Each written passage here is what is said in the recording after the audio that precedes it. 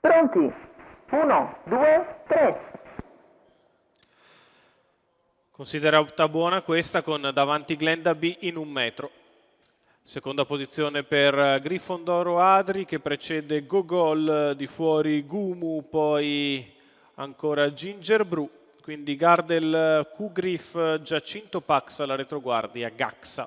Si completano i primi 200 metri di corsa in un lento 17, con Glenda B che guida, alle sue spalle Grifondoro Adri, Gumu che trovatosi scoperto accompagna senza far accelerare la battistrada e così ne vengono fuori 400 metri in 33,7.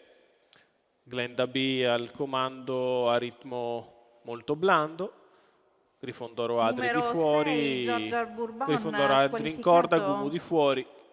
Non cambia assolutamente nulla dopo 600 metri passati in 50,5 sul piede dell'1,24 al chilometro, con sempre la femmina da Vitruvio e Anastasia Laxmi al comando, che si permette 800 metri iniziali in 1,6,6.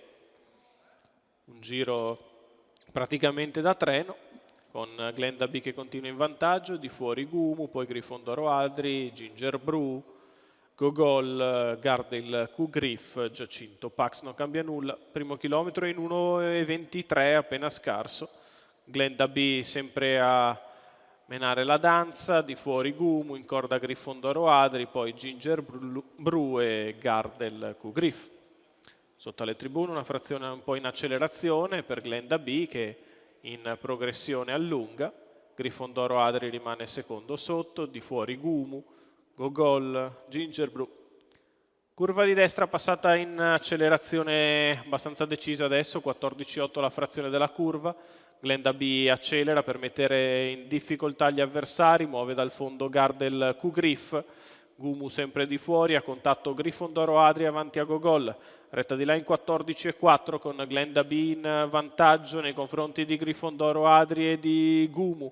Galoppa Gardel Q-Griff quando siamo ormai all'ingresso della addirittura Numero d'arrivo. 7, Gardel Q. Frazione Griff, della squalificato. piegata in 14,5, Glenda B in vantaggio, Grifondoro Adri che prova a spostare al largo Gumu di dentro Gogol, Glenda B in vantaggio, Glenda B che si impone nel finale, battendo Grifondoro Adri e Gogol, Gumu che rompe sul palo e poi al largo Giacinto Pax. 1,18,7 il doppio chilometro per la vittoria di Glenda B.